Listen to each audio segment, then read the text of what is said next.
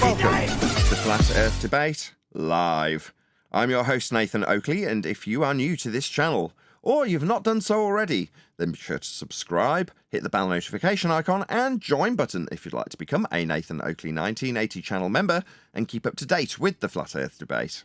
If you would like to support the channel, there is a super chat that runs alongside each of these shows while they are live, and there's also a Ko-Fi, Patreon, crypto and thanks button in the info box below the video.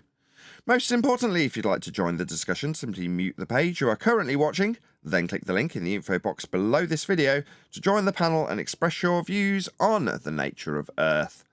If you do join, please don't swear. If you do, you'll be ejected, and if you are, please don't try to rejoin the stream using sock accounts. You'll be warmly welcome back on the next stream. Please also share the show on social media. Sharing the show obviously increases the live audience, but this in turn increases the chances of a more diverse panel, so please share the show on Facebook and X. Now, we are joined by Refracted Curvature, Brian's Logic, Neil, and a whole bunch of people in Discord, so welcome one and all. How are you? Oh, Good morning, one and all. I'm good and I'm not so good. You know, things sometimes are going your way. In one of the pre-shows a couple of weeks ago, I said, oh, I've got some good news. I'm not going to have to pay any council tax because I earn so little money. And this has been arranged by a particular part of a government department that is obviously not in any way connected to a different government department that actually charges me. So they've told me this, and I've gone, oh, right, great, I'll account for that. And then today, I had a £500 bill from the council tax. I'm like, what the hell? He told me I wasn't going to be paying it. I should have known better.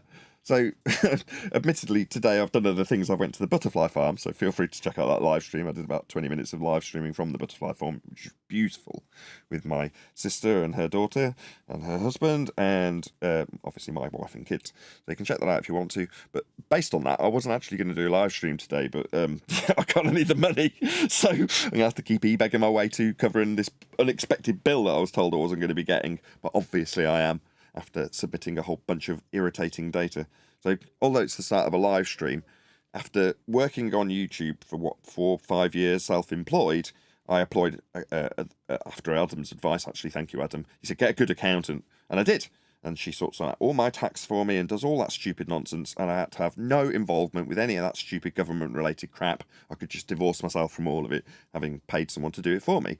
So then in the last 2 months, I've been going down to the job centre, something I haven't done for a very, very long time, because of some stupid tax credit for children, and some universal credit that they give you, i.e. money that they're not taxing you. So it's not like they're giving me money, they're just not taking a certain amount of tax off me.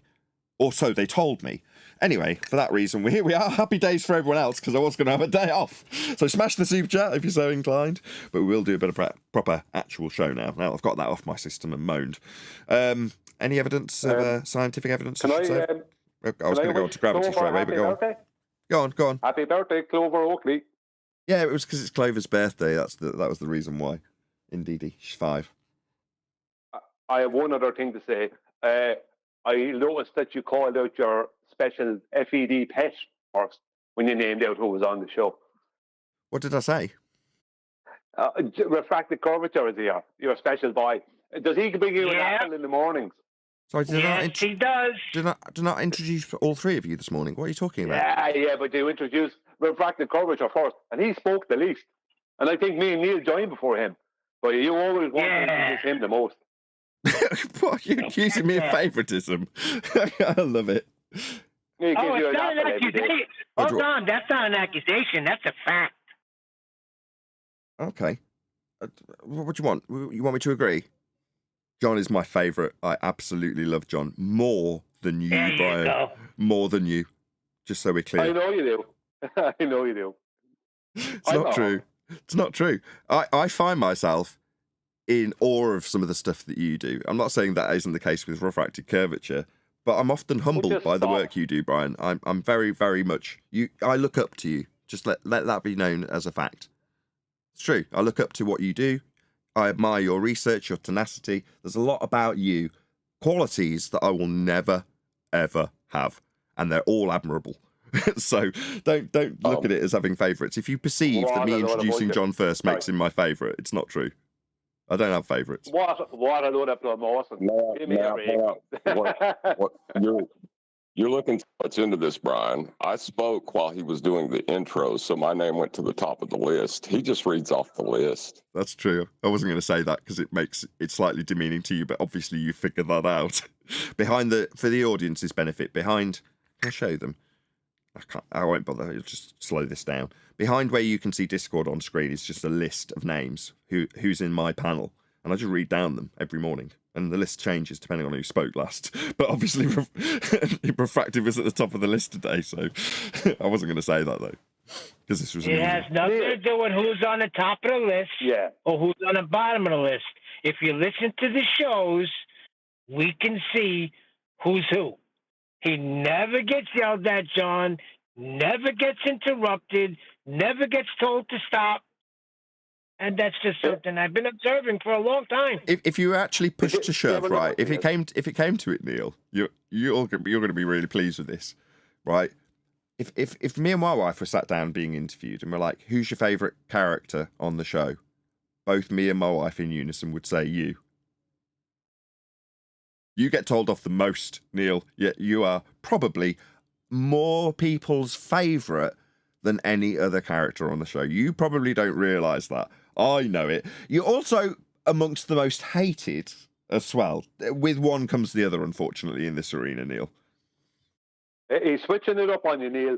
I know he is. His favourite, we're focusing not on everyone else's Refractive favourite. right now. Yeah, and he's trying to promote you just like he tried with me. Oh, whatever, with your A-level psychology Neil, bullshit. Neil, you'll agree with this. Adam and Eli can speak, and Adam speak, Eli speak, and then John speak, right? And Nathan will go, hang on, I heard John first. That's what he'll do. What a load of I noticed nonsense. that last week. What a load of nonsense. Yeah, I got a load of time. John, we go John, Adam, Eli, whether it was Adam, Eli, John, or John, Eli, Adam, whichever. But John comes first. Special, FED, special pet. Yeah, whatever, if you say so. He did give me an apple once, I've got to be honest. Right, shout out to Vlad on 0 degrees. Happy birthday, best wishes to Clover. Oh, thank you very much. I will pass them on. It's all set up as a I'm a studio. total butt kisser. Go on, John. I'm a total butt kisser too. I'm just saying I'm a total butt kisser, so that'll help you if you want to try to be his favorite. I don't think so. Let's do a show. I was going to get into it, but we had this little bit of favoritism talk for some reason from Brian, who's obviously, what's a derogatory word that we... Jealous. Brian's jealous. I don't think that's true either, by the way. Anyway. Nah, I don't mind if he's your pet. That's not what I meant, you know it. Anyway, let's get on with the show. We've got straight 10 minutes of nonsense talk. Then again, QE gets away with 3/4 of an hour on some shows, doesn't he? Yeah. And he's not even doing the daily show. I'll come in and I'll come back 45 minutes. Yeah, the pancakes were really great. You call them crepes? Nah, pancakes. And you're like, this is 15 minutes into the show. Anyway, any scientific evidence of gravity? We were discussing this in the pre-show. Well, there's 5 gravities. There is only scientific evidence for one of them, and that's specific gravity. The 5 gravities are Newtonian. Hold on a second. Sorry. Mass attracting mass. Sorry. Did I hear John say something? Did you say something, John? No, you didn't hear John something. Oh, sorry. I thought I saw his mic open. Sorry. The 5 gravities are incorrectly named Newtonian force of attraction, attracting mass. There is general relativity, which is Einsteinian, which replaced incorrectly named Newtonian. Then there is quantum gravity, which is the new one on the way. And then there is electric gravity from naive flat earthers. And then there is relative density, also known as specific gravity, or specific gravity, also known as, or more correctly named as relative density. Now, that one is scientifically provable and proven. Yes, there is scientific evidence for that gravity. For the other 4 gravities, there is nothing, and there will be nothing. When you ascribe the electric gravity to flat earthers, I don't know if that's fair. It's electric universe origin. No, it didn't. It originated with Bob Nodell. No, it didn't. No, it didn't. It didn't originate with what's his name, Ken Wheeler. Hold on. What? You're gonna have to walk me through this. Why don't you walk me through this? Are you telling me Bob? Yeah. Introduced a downward bias to flat Earth and got it named electric gravity. What? Yeah, that's Bob. That's Bob. Because even when Ken Wheeler was on, I don't know if it was on one of the shows with them before Bob passed away. Bob was there talking to him, and he brought up dielectric acceleration with Ken Wheeler, right, and said, "That's my idea of what's happening." And Ken Wheeler was like, "Oh, right, well, yeah, well, we've known for a long time that gravity was not correct, right? But it was Bob bringing up the idea. It wasn't that Ken Wheeler hadn't heard of it before. This is only like within the past 2 years." So where did the incoherent bit? What's the incoherent bit mean? It's that the magnets that the magnetism they're talking about has no specific pole. If you understand, it's just like a switching around situation. And maybe I'm not explaining that correctly, but that's basically it. Where incoherent is in it.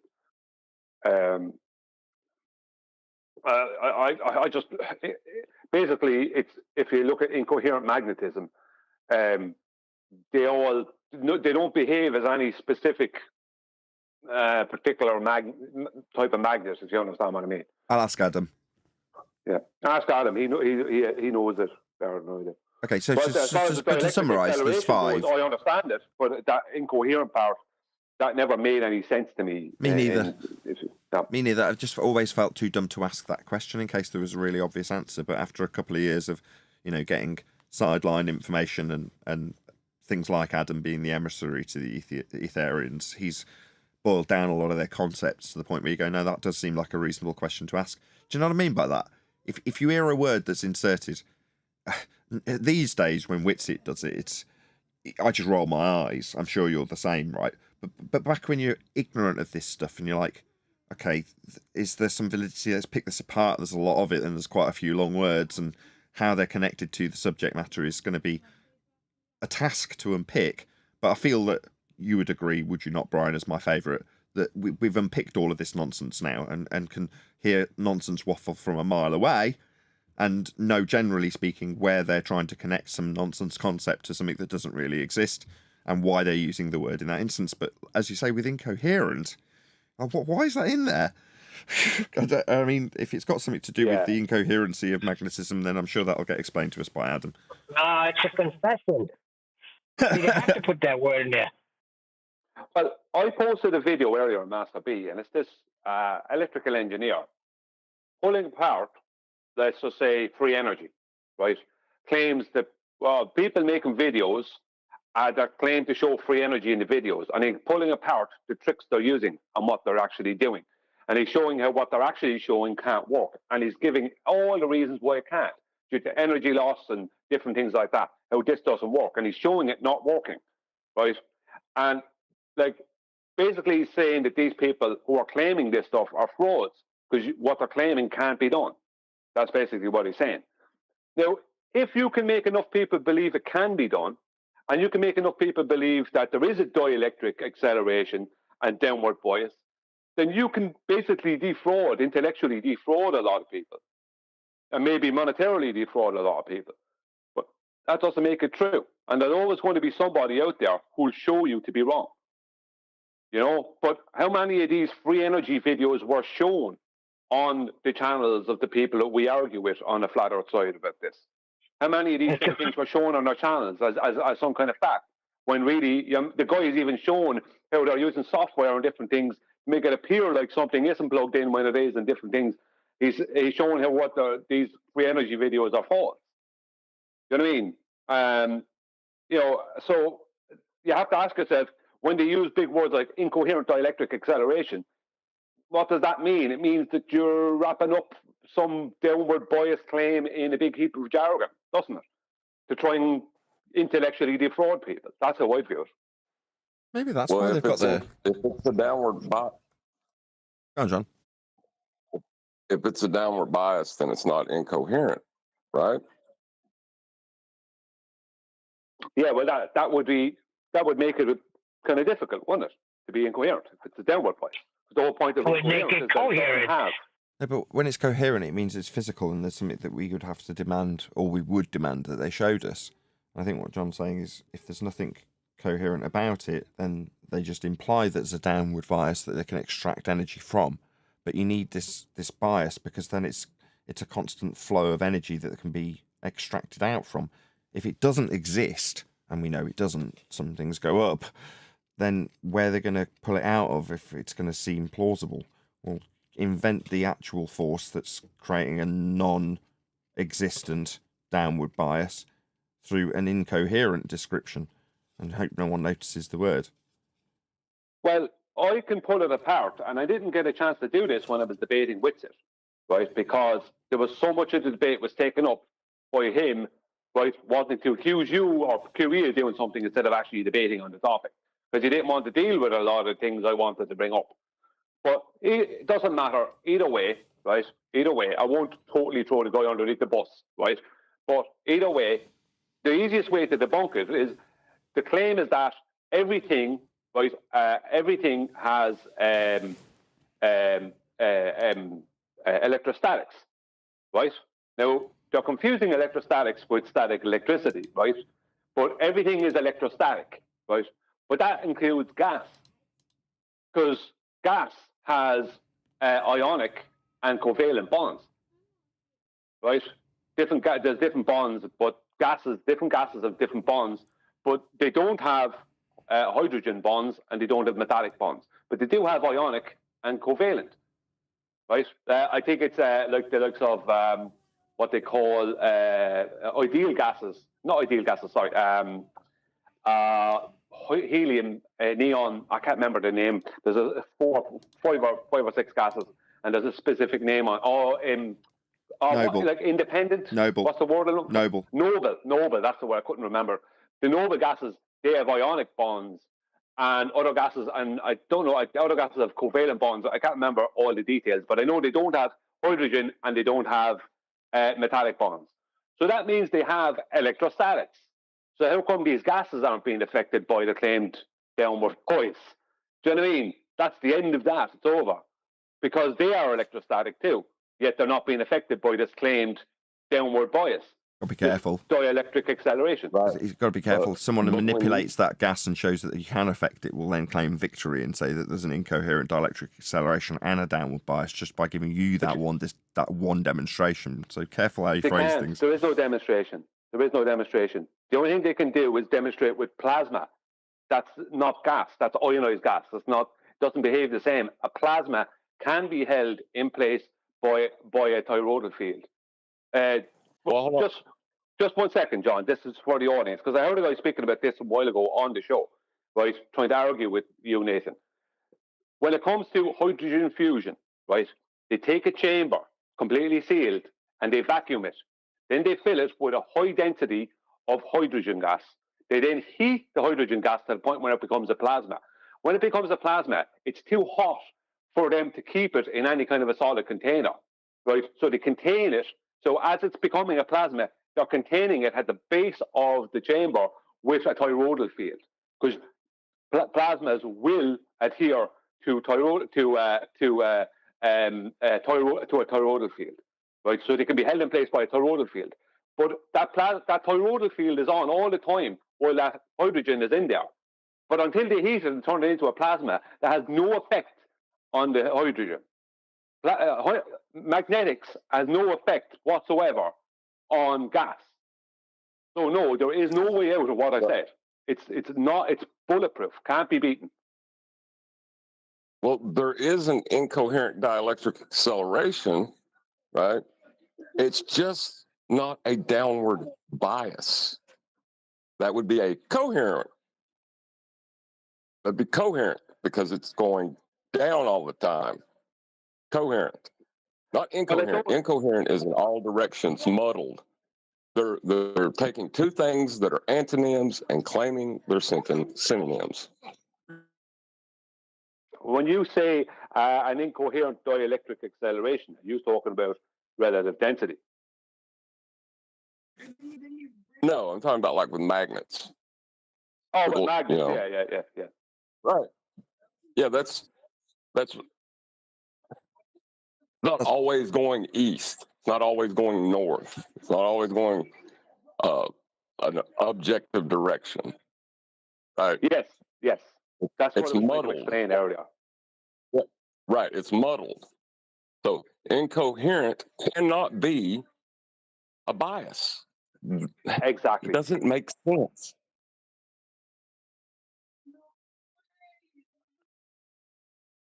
Yeah, I completely agree. Can't. It doesn't make sense. Exactly. It's one of those that it's like, why is it in there? And it seems like it's a mask to the awful truth that what they're actually describing in reality is incoherent.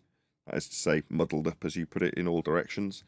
And that would be ascribable to gas behaviour that we do experience. But we don't need to describe it in that manner. We've already got the second law of thermodynamics doing a pretty good job of it. But they've reinvented the wheel and introduced a downward bias and ascribed it to an accelerative force that's come from incoherent dielectric acceleration. You're like, what does that even mean?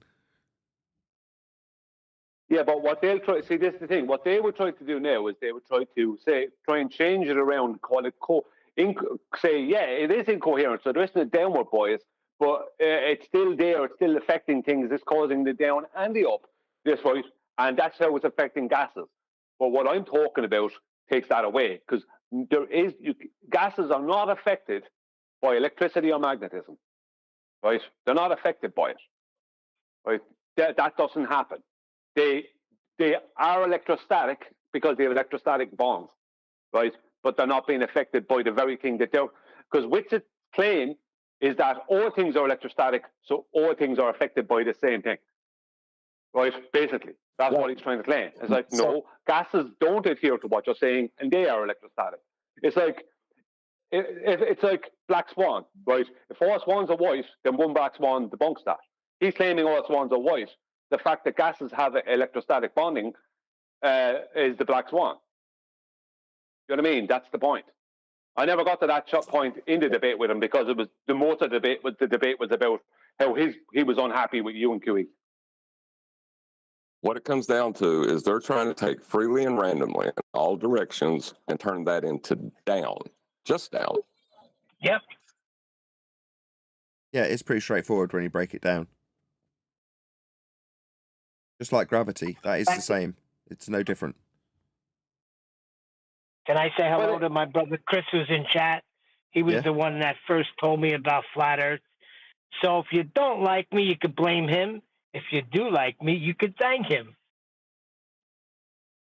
He's not your dad. Thanks, Chris. That was incoherent. No, he's in chat. Chat. Yeah, I said he's not your dad. Who said he was my dad?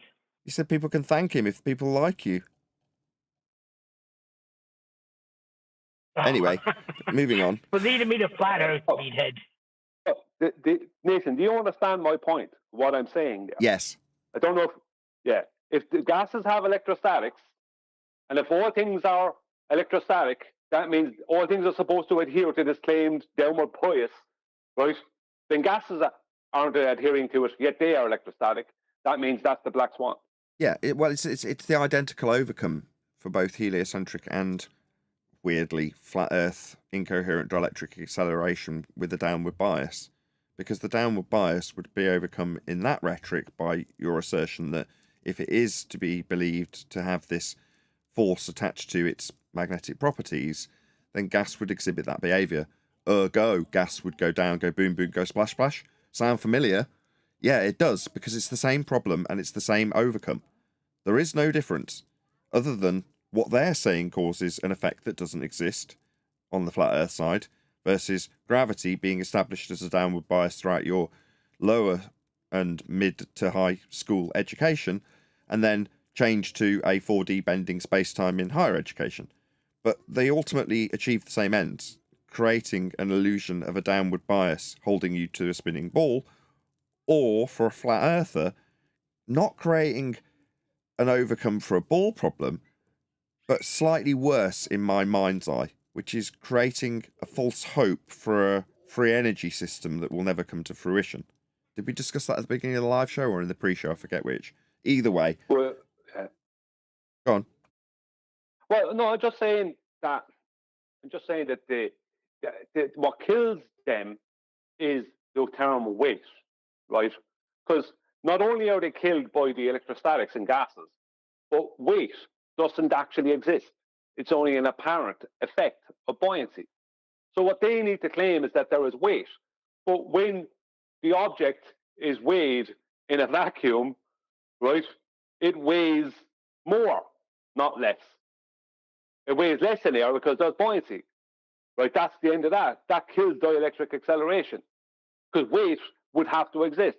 The anvil would have to go to the bottom of the tub of mercury, but it doesn't. It goes to the top. Yet it'll fall through air at a great force.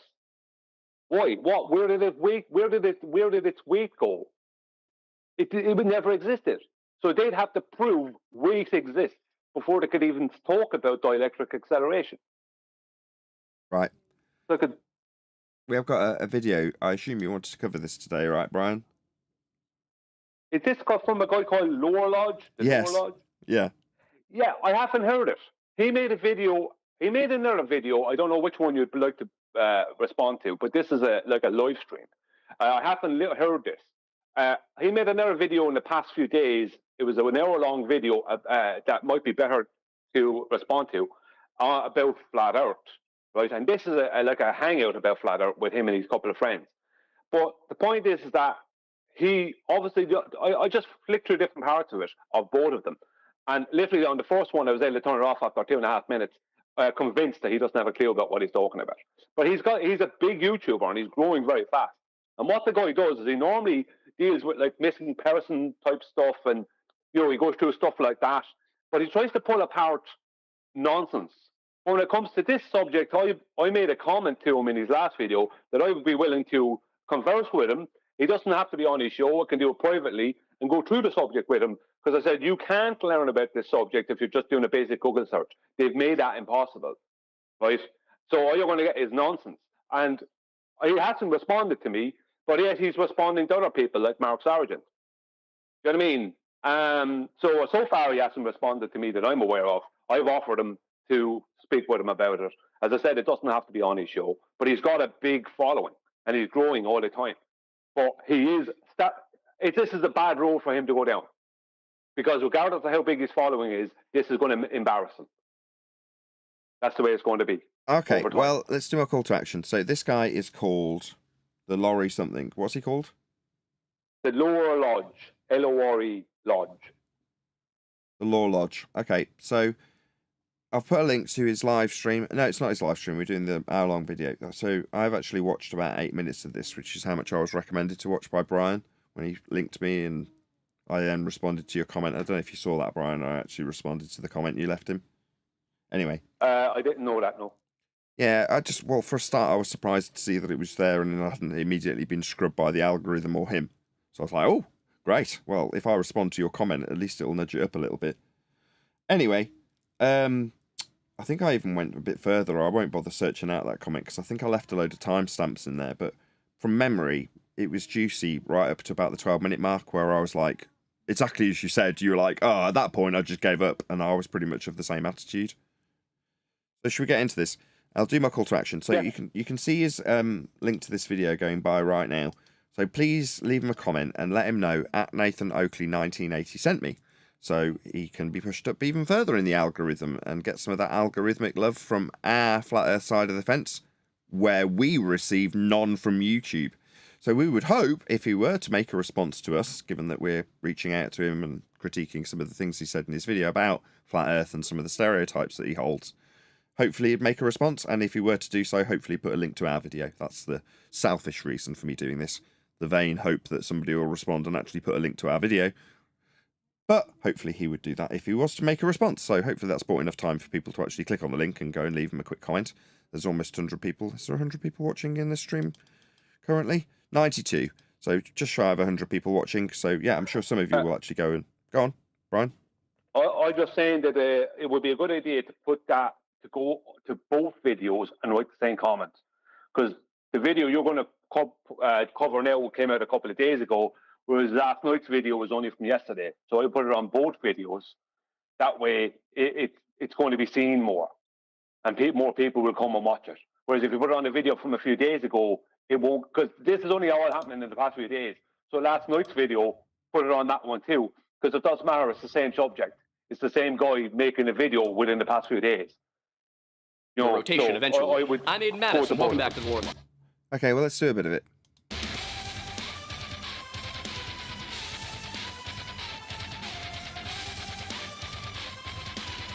So if you're listening rather than watching, it's LORE, as in like lore when you're talking about Star Wars, as opposed to legal. I don't know if it's just that I'm on the younger side of life, or if this is something that sort of erupted in the last few years, but I remember that growing up, I didn't see a ton of stuff about the flat Earth, at least not stuff that took it seriously. You'd have TV shows and movies make jokes about it, you'd see somebody making a meme, you'd see it as some sort of reference for a ridiculous conspiracy, but in the last few years, and like I said, maybe it is just because I'm on the internet now more than I was when I was in high school, I've seen a lot of people who seem to very seriously believe that the Earth... First problem. So what we're dealing with en masse is people in this arena from Flat Earth who do just believe that the Earth is flat. And when they're challenged, and I've seen this many times at various Flat Earth conferences, average Flat Earther on the street, that is to say, is in the conference and is just a patron of the conference rather than a host or a guest that's on stage, they'll be asked, why do you believe the Earth's flat? And they'll give an answer. And they'll talk about conspiracy and they'll talk about finding God. And you go, yeah, well, you're affirming that which this guy, by stereotype, is now asserting in his video, which is that we believe Earth is flat. Now, we don't believe Earth is flat here on Flat Earth Debate. We know it's flat. That's how it's measured. Earth is not a sphere. There are several different reasons why people seem to attach themselves to this theory, several different entry points. Not a theory. You're in a category error. Go on. Someone wanted to add something. Oh, no, you got there before I did. Some people start with the moon landing, and they think the moon landing is fake, and that drives them to believe the Earth is flat in and of itself, and that's why... Yeah, again, a crazy linkless segue that people used to make back in the day. So 10 years ago for me, you'd see people debunking the moon landing with various different, now considered useless by us, debunkings, and then asserting after the fact that Earth is therefore flat, or titling a video Flat Earth, and then putting a moon buggy debunking, or a footage, or model, or whatever, painting debunking, and say, therefore Earth's flat, and you're like, well, it's completely non sequitur. Now, you can debunk the heliocentric model, and then revert to the default position, in terms of Earth being flat, as it's presented that way to you in all instances. But most people, or no people to my memory, have made that connection, which is to say that is the default position, and what's holding up your belief that we're on a spherical surface are things like the moon landing, because that's what's offering you the images. Go on, Brian. Yeah, the moon landing being debunked only causes a problem for heliocentrism and the globe. It doesn't prove the Earth to be anything. Because there's no proof of what the Earth is just off of that. But just on what you said a second ago before that, yeah, we don't have beliefs here. We have knowing. We know measurement is not belief. Measurement is not a conspiracy. We don't need to believe anything. People took your feigned cries for attention seriously, Brian. Check out the super chat. Thank you very much for the super chat, Sensual Goat. It says, Brian's level of research is exemplary. Puts PhD Fanny Dorkner to shame. I think that was a spelling error. But yeah, I agree. Thank you. Also, shout out to Roger Ledwell. It seems like the Matrix to me. Which aspect? You'll have to be a bit more detailed. I don't know, but thank you for the super chat. Really appreciate the support. Why we didn't get to the moon. Others point to the Bible and claim that the Bible, as well as all of the other ancient religions, all say that the Earth was flat, and this only changed sometime in the last several hundred. I don't know about other religions because I'm not that learned. Well, I'm not even that learned in the Bible, let's be honest. But the Bible is definitely a flat Earth book. I mean, I wouldn't lean on that. I don't. Go on, sorry. That would be an appeal to age fallacy, I believe. If you. Yeah, I totally agree. I wouldn't use it as a standard personally. People do. And I can see why, if they're justifying it based on what the text simply says. Just take it literally and it's a flat Earth book. I wouldn't call it a flat Earth book, though. Well, I mean, you don't see heliocentrism in it at all, but I wouldn't call it a flat Earth book. By flat Earth book, I mean that the context and the descriptions of Earth in that book are flat. I don't mean that it's like a flat Earth guidebook. Yes, I agree with that. Well, the only issue with the Bible is not with the Bible, but the issue that he's trying to point out, what he's not understanding is there's plenty of people in the world who are claiming to be Bible believing and Bible following Christians, but they're also heliocentrists. And some of these are people like Danny Falk, PhD, Danny Faulkner, right, and others, who are claiming to be Bible believing and Bible following Christians, yet promoting heliocentrism. It's contradictory to the Bible to promote heliocentrism. That's the real point. And that's a fact, because he did say that in Joshua chapter 10, when Joshua bid the sun to stand still in the sky, Danny Faulkner said what actually happened was God stopped the earth from rotating, which makes him a Bible denier. Yeah, he wants to. Yeah, it makes people the Bible deniers. Sure, Christian anyway, we are not going to lean on this standard. I'm not going to decry the standard because other people do adhere to it. I've got nothing wrong with that. If they want to contextualize it within their faith, which is obviously what he's critiquing, fine. So clearly, at some point, somebody tried to hide it from us. But even in giving it, what? Whoa. That's a bit of a non sequitur. Where did that get jumped in from? So at some point they came all the way from 2015. So therefore they definitely tried to hide what from us? I don't even follow where the connection's being drawn there. Is he saying, therefore, the people I'm critiquing say flat Earth was hidden from us? Is that what he meant by that sentence fragment? Well, if this was 2015, I'd say yes, he's correct, because people were saying that. But it became fairly obvious within a short space of time that it was just down to people's pre-assumptions and about the world, as opposed to looking at what the world really is. So yeah, in 2015, that would have been a true statement. But by 2016, it would have been a bit of a straw man. What's this guy called again? I want to actually edit the name of the live stream rather than it being Friday's politics show. It's called The Law Channel, is it? Lodge. The Law Lodge. Lore Lodge. Yes. Right there's how he's going to make the connection between conspiracy and flat Earth by what people believe the Earth is, and then now people are having to hide it, therefore it's a conspiracy. I see. It becomes a conspiracy immediately. Gotcha. Okay. a couple of examples like that, it doesn't quite capture the scope of what flat eartherism is, because this is not necessarily one distinct, clear set of beliefs. It seems that flat eartherism changes depending on who you're talking to. Different people have different motivations today. Yeah, I'd agree with him on that.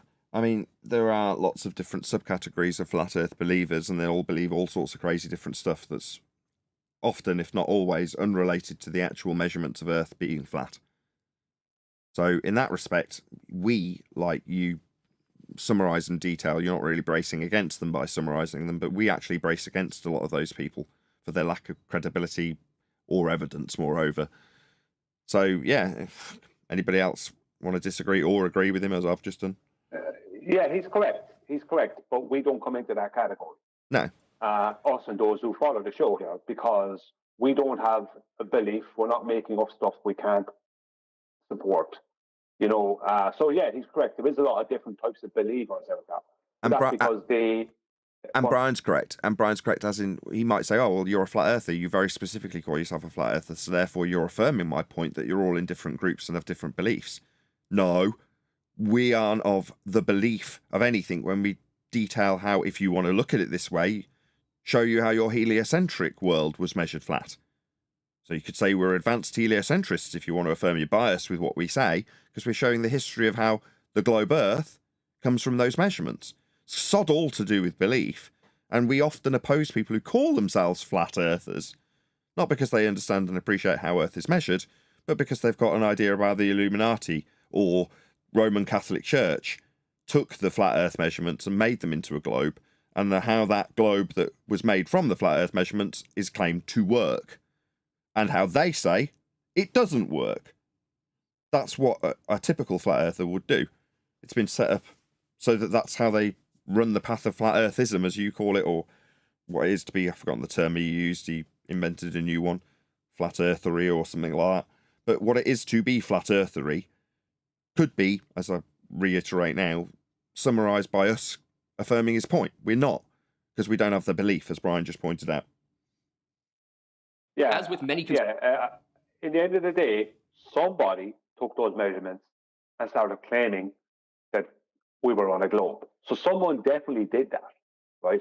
But that's not a conspiracy, because we can prove that those measurements are not the measurements of the globe. I don't even necessarily agree with you based on the history. So you've got to read between the lines to even infer that, right? Because they're being charged with getting a better grasp of how the stars will move through the night sky. And they're working with measurements off a flat plane. So I can't reconcile the notion that someone like Copernicus looks at these measurements and then comes up with an off-the-wall, out-of-the-box idea when describing heliocentrism. To me, it's a way of fathoming something that is, at that point, been exhausted by all extents to track in a conventional way. So he has to work unconventionally to come up with a model, a system, heliocentrism, that works in an unconventional manner that puts you in a position that you aren't literally in and turns the ground into a shape that it literally isn't, based on the measurements of what it actually is, that's flat. I can't reconcile the idea that he would ever suggest to anybody who he explained the model to that they should therefore believe the ground beneath them is curving. I can't reconcile that anymore, knowing what he's actually doing and who he's doing it for and why he's doing it. What's the end game? Why invent heliocentrism? What is the purpose of it? As I've already detailed, to get a better grasp of what the stars are doing, what their motions are and what their cyclical patterns will entail. And in some instances, the additions, like elliptical orbits, are only added to overcome problems in the previous model that didn't get it right. Now, at no point do I consider these philosophers so stupid as they wouldn't recognise that which is measured flat to actually be the reification of the model that they've invented in their own mind. That to me seems ludicrous. Yeah, I'd have to disagree with you, because heliocentrism begins and ends with Johannes Kepler. Johannes Kepler got all the information he needed for the sun cycle from astrology, because he was a master astrologer, which he learned astronomy through astrology. So all that information was already there. There wasn't flaws beforehand. There wasn't a flaw, right? The globe Earth claim begins and ends with him. There was no disclaim about a geocentric globe paradigm. That can't exist prior to, that just can't exist full stop. But there's I won't go into the reasons why, but that just can't exist. It all began with Kepler. Kepler knew the original sun cycle. He turned that into, well, by amalgamating that with the Copernican model, solar system model, he gave them their 23.4 degree tilt, they're 3 million miles closer and further from the sun over a 12-month period, blah, blah, blah, blah, blah. Yeah, that's it. That's the facts. You're right. I should just stick to those angles that he had to be, and when he had to confirm anything, he had to use elevation angles to the sun. So he had, because when he was dealing with astrology, it was all flat plane. So there's no way that he could not have known. Exactly, that's what I was about to disagree with myself because of what you just said. I don't think he's innocent, though, is my point. I don't think he's as innocent as he's invented it, but he hasn't asked anybody else to reify it. I know he's come up with it, but like you say, it seems beyond comprehension to say that somebody who knows, like John, my favourite, when he made his kitchen into a sphere, you've got to have the mathematical prowess and excellence that John absolutely does above everybody else who comes here to be able to recognise how you're first measuring and then putting into place. I know you've done this too, by the way, Brian. To turn your ground that's flat spherical. You can't then turn around to me and say, well, he knew it wasn't flat. You're like, no, he must know it is. He's using that measurement. How can he not know?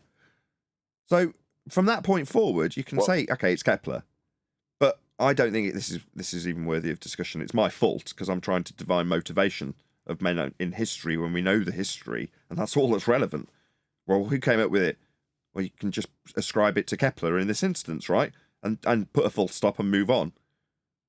In other words, well, this isn't something that we've discovered through measuring the solar system.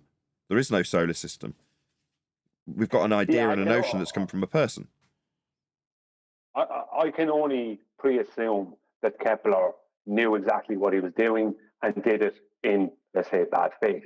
But you would state maybe he knew exactly what he was doing, but he never intended it for it to happen that way. We can't go back and find out what his motivation exactly. was. We can't appeal to the motivation. We only know the history as it's presented to us, and we can show how what is being measured and utilised with respect to the astrology that he was master of before inventing some of the aspects that are now well loved and understood to be beneath our feet in terms of a globe Earth. He knew he was measuring it flat. There's no two ways about that. They all know that, though. Hold on a sec. The thing is, their reification is they put themselves in the celestial sphere and believe the stars are below their feet. So they're trying to make a square peg fit a round hole. And in their ignorance, that is where heliocentrism was born. Yeah, but thereafter by the people who reify the model, not by them. I could debate all this all day. We know where it came from. We know who invented it. To claim that it's a measurement of the way the world actually functions is a lie. It isn't. Conspiracy theories, whether you're looking at the disappearance of MH370 or if you're looking at Tartaria, there are a number of different versions of it. Nobody is in perfect total agreement. See, Tartarians, are they all flat earthers? I don't know if that's the case. I don't know enough about Tartarians. I know that a couple have come here and had their asses handed to them with their baseless assertions and garbage theories. Colloquial theories, I might add. Certainly not scientific. But, okay, if you want to have a pop at Tartarians, feel free. We do too. But they all do tend to agree on a few of the same core aspects. Oh, really? Well, we'll see about that, won't we? I've already explained and explicitly disclaimed that I am a flat earther, so I'm going to have something to say about this. With flat earthers, when it comes to what they believe about the Earth, It's going to be a stereotyping fallacy either way. well, it's flat, stationary, enclosed by an ice wall at the edges with a solid... Oh, flat and stationary. Right, well, the first is an aspect that we measure, so that is obviously clues in the title, so it's redundant. Stationary. It's a non-positive claim. You know, it's the observable default position. If you want to ascribe that to me, I would take it on the chin fine, even though I don't have to actually justify it or present any evidence for a non-positive claim of the self-observed obviousness of how we experience the world. That isn't necessary. But there we go, I'll take that one on the chin as well. Ice wall? Hands up who thinks there's an ice wall. I'm going to say there's at least... I couldn't prove that there is or isn't, so I couldn't go either way with it. There might be. There might not be. I haven't got a clue. Yeah, you're right, Brian. I wouldn't discount it based on a lack of evidence unless somebody actually tried to claim it and then I'd present them with their burden and say, prove it. 74,000 miles of ice wall, you say? Prove it. This is just a picture of about a quarter of a mile of a bit of ice. Where's the rest of it? Yeah, exactly. I could make an argument, a physics argument for that. I could do that. But it doesn't prove it or disprove it, you know, so you can't know. That's what makes flat earth debate special. We only talk about what we can validate. Yeah, we have no validation for an ice wall. There might be. I mean, feel free to try and prove it to me, but no, I wouldn't claim this. I stick to things I can prove. Solid dome above, and... Whoa. Solid dome above. We must have containment. I don't know what the containment is. Solid dome. Oh, I mean, this is some garbage you've got from The Simpsons and from some of these pictures and GIFs you Google searched. Now, what I know is we've got gas pressure. Now, knowing that we've got gas pressure means I know that we must have something containing that gas pressure. There must be containment. That's it. That's the end of my claim as far as gas that proves it by way of antecedent. And Earth is typically at the center of the universe. Second, Nathan. And Earth is center of the universe. Again, no, we've got a polar-centric system that we can call central in terms of having an absolute direction. We've got north. That's about it. Go on, Brian. Yeah, sorry.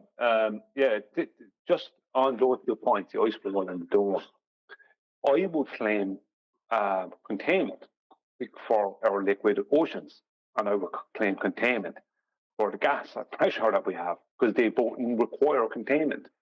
I don't have to claim that there's an ice wall and a dome. I can make an argument for an ice wall, and I can make an engineering argument for a dome, but that doesn't prove their existence. But I can most certainly claim that there is containment for those liquid water oceans and for that gas. because they can't do what they do without solid containment. Right, and that's self-evident based on the fact that we're all breathing gas pressure and we know that the water exists. So there's no standard on our part. We are definitely breathing gas pressure, and you can't have gas pressure without containment. There is a positive assertion from the Globe Earth side that the sky, where you had your NASA moon landing crap up earlier, that you said was a flat Earth proof, I'm not sure about that, but what we can do is point out that that was all fake. Every bit of the NASA moon landing footage that you appealed to earlier is fake. Why? Well, because you can't have gas pressure without a container, and if the sky was a vacuum, then the high pressure gas we all breathe would fill the availability of volume. You believe men travelled through to get to the moon. Ergo, that journey is immediately debunked. I don't need to point out shadows on the moon with the flag or any of the other crap that people use to debunk it. I don't need to point out the stop motion animation or the obvious model of the moon that was filmed or the tracks that they showed you with the model of the moon and the stop motion animation that they had at NASA. I don't need to show any of that. I don't need to show the stages, the backdrops, don't need to make connections to Kubrick. All of that's crap. All I need to do is appeal to a law of nature, the second law of thermodynamics, gas dispersion. If the sky was a vacuum, the gas we breathe would fill the space. Ergo, your sky vacuum isn't real, and there was no journey through it to get to the moon. That's what I can do, because you have a positive claim that there is a sky vacuum. I don't have to make any claims about the sky. I don't know what the sky is. Don't need to. Go ahead, Adam. Yeah. Hello. Oh, it's Adam, is he? I was just saying hello. Oh, and I wasn't, but I'll say hello and good afternoon, gents. Good afternoon. Go ahead, Brian. Hey, Adam. Well, what I would say about that, Nathan, is we can't have the dynamic system we have without it being a closed system. You can't have a dynamic open system. You can only have a closed dynamic system, which is what we live in.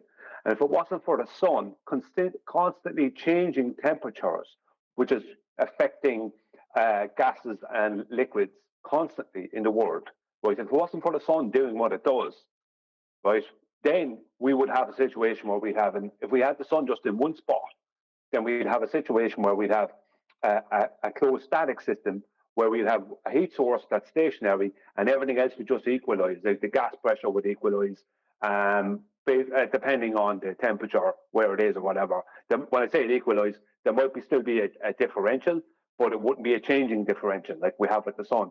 Same with the water and evaporation and all that. Now, that would kill us. The place can't exist without the sun doing what it does.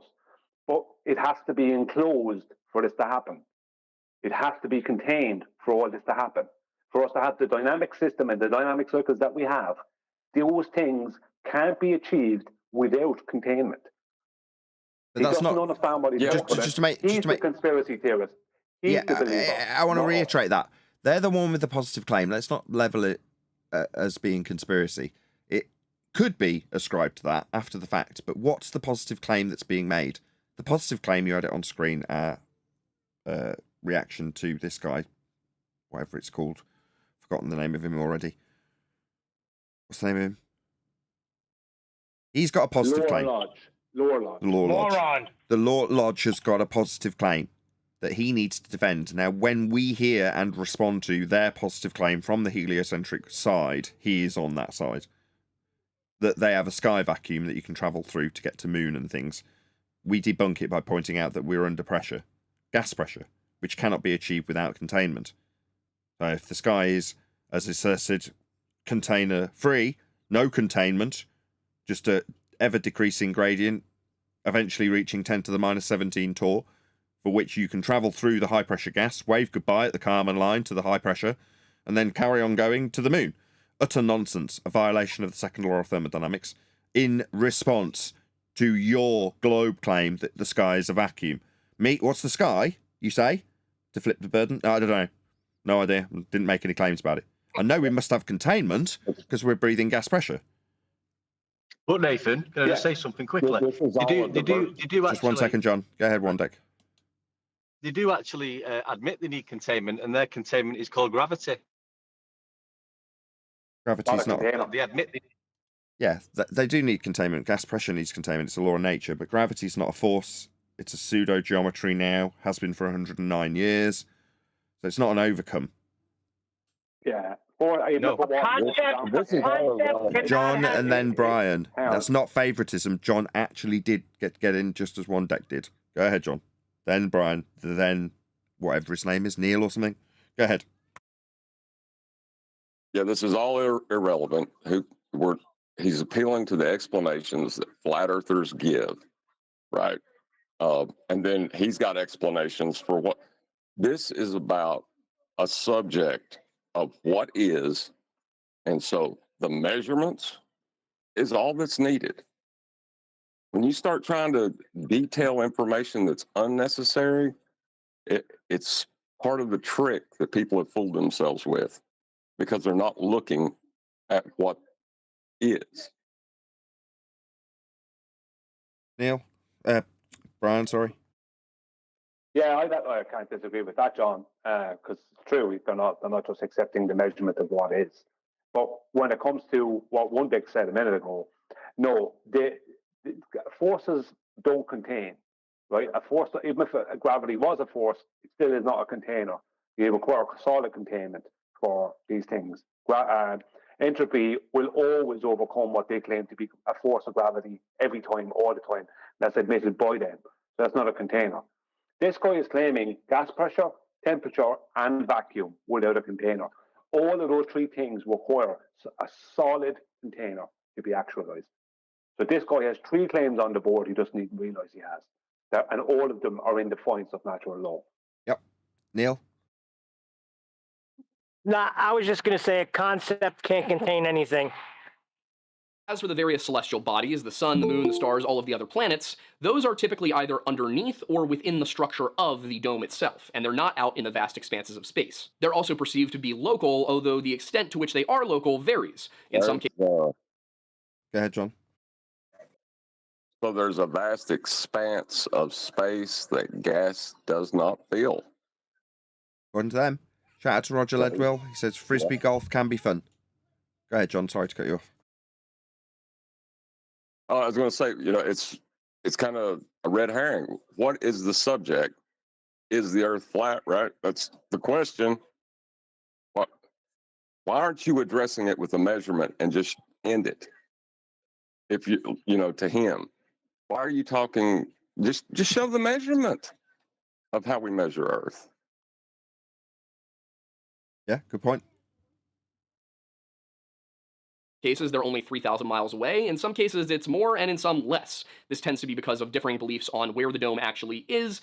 No, it's because people don't know how Earth's measured. Now, they can't actually acquire heights, flat Earth or globe Earth, to the celestial bodies. And when inferred to be wrapped around a flat plane to take these angles from to the celestial bodies, it would be asserted in globe Earth terms that they're infinite distance. For us, we don't need to ascribe a distance because it's not required for navigating with them or mapping with them, which is what we do with them. Flat. That's how Earth's actually measured. The fact that flat earthers don't know how the dome that they're claiming works is not really our problem. It would be something that we would contest if they came in and gave us. We've heard it all before, that there's a sapphire dome. No. We know we must have containment. That's about as far as the extent that we can debunk your assertion the sky is a vacuum with. But that's all we'd do. As for the stars and their practical application, the demonstration of how they are utilised proves Earth is being measured flat for all, including globe believers. And what the Earth actually looks like. Some flat earthers believe that Doesn't matter how it looks. It measures flat. Ice expands in all directions endlessly, forever, and that the dome is up over top of that. Maybe. Who cares? Earth's measured flat. And the globe claim, the models that you haven't got and can't show us, come from those flat Earth measurements. Which has its own logical inconsistencies that we can get to later, but for now we're just going to move on past that. Others believe that the circumference of the Earth is actually a diameter. Yeah, one of the things I commented on. Feel free to check out what I commented in that regard. Go ahead, John. Why are you appealing to logic if you're just talking about is the surface curved or is it flat? Well, we'll look at a measurement and see. Of the Earth. So it would still be about 25,000 miles, but rather than that wrapping around, it goes from point A to point B across a flat map. Now, if you look at a lot of ancient maps of the world, and we're talking, really early maps, A lot of the time, this is what they look like, where the land is all at the center clustered around in a circle, and then there's water beyond it. If you Did you see that map, Adam? Maybe he's not looking. I'm driving, but don't worry. I'm not nearly home. Why? Well, typically you'll do a reverse image search and find out that it's written by some 12-year-old in the 1900s or something. Anyway. You look at most flat Earth maps from the 1800s. We won't cover his lackluster research that may or may not be the case. They are going to give you basically the world map as we know it. The main difference is that it's not a globe. It's just a flat plane. Now, wow, that's a way to demean a lot of very hard-working people and the maps that they've produced, but there we go. When most people try to address the concept of flat Earth in the 21st century, they'll try and take a scientific angle. They'll try and This guy obviously doesn't know what science is. use mathematical proofs to show that Literally in the next breath. They'll use science. They'll use mathematical. They're two different things. So he doesn't know what either is, I would assume. No, what he's claiming, what he thinks is science is not science, and it's not proof of anything. Actual natural science does prove. It proves or disproves your hypothesis. That's what natural science does. And maths don't prove things. Measurement proves things. If we're talking about the Earth itself, maybe in other situations maths will prove things. If we're talking about the Earth, maths don't mean anything. Measurement, which is mathematical, but it's not just maths. Measurement proves things. Right, or to put it into a different context, if you're going to tell me how long the digestive tract of a unicorn is, and you show me how you've calculated it based on the anatomy of horses and deer, then you can, prove that you've got the exact length of the digestive tract of a unicorn? Well, there it is in the maths. Well, yeah, it is there in the maths, and you've got a number at the end, but it doesn't prove that there are even digestive tracts or unicorns in existence to be measuring. However, if you laid out a dead unicorn, pulled out its digestive tract, and ran a tape measure along it, I'd definitely accept that as a measurement of said unicorn digestive tract. But a measurement and maths alone won't cut it. Measurement and calculate. I keep saying measurement. Maths and calculation alone won't cut it. Measurement will. God, that would have been a much better statement if I hadn't bolstered it up twice. that the Earth is round and that this cannot be questioned. But round and flat are not mutually exclusive. I wanted to start somewhere else. I didn't want to look at the specific modern beliefs. I wanted to understand how flat eartherism developed. How did people come to believe that? Why? Why'd you give a toss about how people believe things and how they have gone through the process of coming to believe things? What are you, psychologist? Does it matter? We here do not meet any of the standards that you've laid down in terms of your research, because all we're interested in is how Earth actually measures. That's all we're interested in. You're interested in the psychology and the rope through what we call the feast of nonsense, the garbage that gets put before people when they come to this subject. Yeah? Now they don't even get the feast of nonsense. They just get the anti-flat Earth rebuttal before they've even heard the argument. And the argument will be represented by some complete clown soaking up every single flat Earth search done in YouTube, much to their financial success. Yeah. Hold on, I'll just do a super chat. A super chat shout out, and then you can have the mic, Brian. Shout out to Roger Ledwell again. Thank you very much indeed for all these super chats. I would love a chunk of the sky. I don't know. We can see what we can do. We've still got a few horizons left to sell you, Roger. Maybe you can kind of call that a chunk of the sky. It's where the sky meets the ground, right? We'll flog you a horizon. Just speak to me after. Go ahead, Brian. Sorry for cutting you off at the end there, Nathan. What I'd say to him is we're interested in provable geometry and physics. We're not interested in nonsense. We're not interested in maths. We're not interested in pseudoscience. We're not interested in any of those things. He's now addressing something that isn't the feast of nonsense. Like, even though, as we come at the feast of nonsense, like ice walls, domes, all this, even though we attack that, at the end of the day, if people are shown that first, they're more likely to investigate and research the topic than they are if they're just given an anti-flat Earth rhetoric. But they're given the anti-flat Earth rhetoric first now. And that's kind of like, he's more of an anti-flat Earther, really. But he's trying to be somewhat impartial while handing us a massive load of straw man arguments that really mean and amount to nothing. While he is promoting complete and utter nonsense from a geometric measurement and physics point of view, with that being the heliocentric paradigm. Promoting that has been like the only logical answer. Something so objectively false is true. And I know that if you believe the Earth is flat, that statement probably turns you off. You probably don't want to finish watching the video.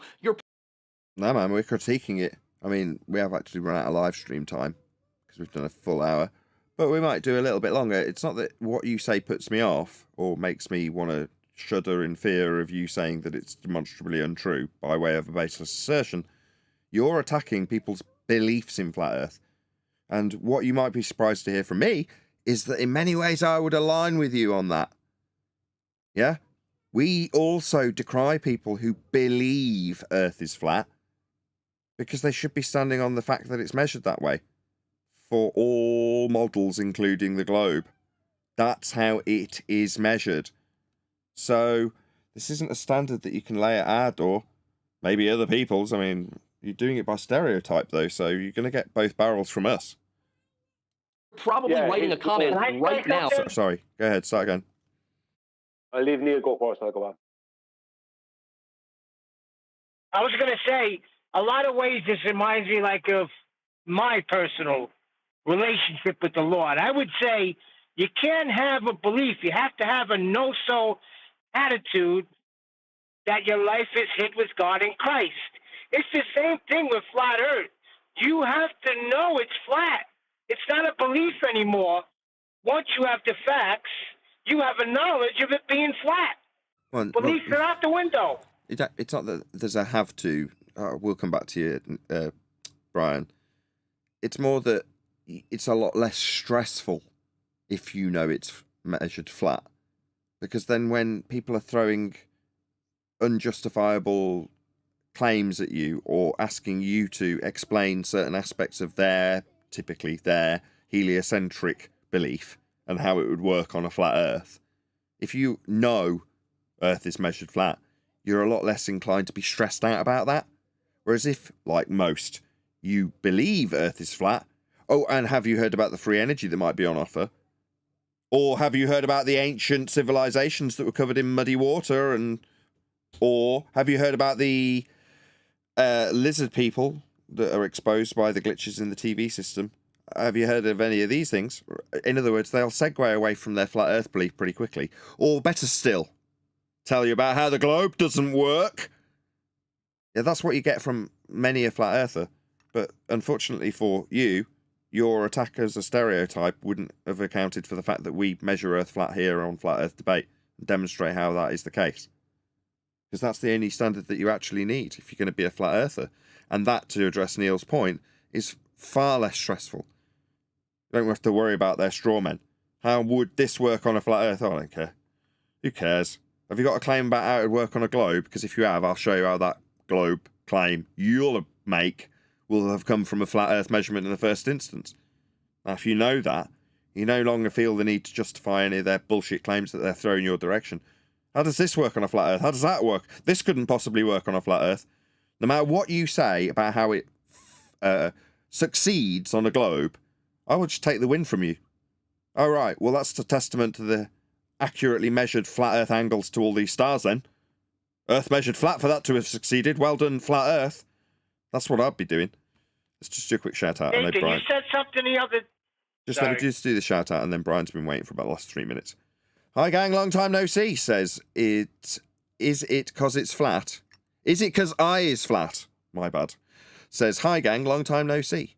Still killing it, but work has stopped for me being a regular. Neil is ace, makes me laugh. I imagine Danny DeVito's face. Oh, well, that's good for Danny. you. Thank you for the super chat. It's not Danny DeVito, it's Joe Pesci's face. Yeah, of course it's Joe Pesci. Thank you, QE, thank you.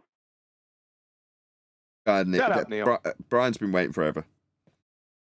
Yeah, I just wanted to point out two things to this guy if he does happen to listen to this. That your globe maths, the globe mathematics are a back engineering of flat Earth elevation angles to Polaris, which is the latitude and which gave us the latitude and longitude grid. Right? So your globe comes from flat Earth measurements. And when you think that you're doing something concerning the celestials on the surface of your globe, you're not. Every single astronomy situation starts at the equatorial plane of a globe at equinox, which takes away the tilt of the globe to 23.4 degrees. It extends that plane out into the celestial plane, and it pre-assumes, this is so they can take angles to the celestial bodies, and they pre-assume that they're stationary and the celestials are moving. So what you think is some kind of a proof for your globe is not. They're pre-assuming a monstrous flat stationary plane with celestials that surround it and move for those plain globe claims. Hell's angles. Hell's angles. Yeah. Right, I'm going to do one last super chat before I ask people to stay tuned for the after show. Roger Ledwell, thank you very much again for all these super chats. I have to work on flat Earth. Have I said that correctly? I have to work on flat Earth, lol. Okay, well, thank you for the super chat. Really appreciate it. With that, though, I'm going to say if you're watching this on an after show, stay tuned. Unfortunately, though, if you are watching this live, this is where we bid you farewell. So, another massive thank you to today's Discord and G+ panels for making today's live show possible. And, of course, a massive thank you to all of you for liking, commenting, sharing, subscribing, joining as a Nathan Oakley 1980 channel member and all that good stuff. I've been Nathan Oakley, and I will see you all in the next video.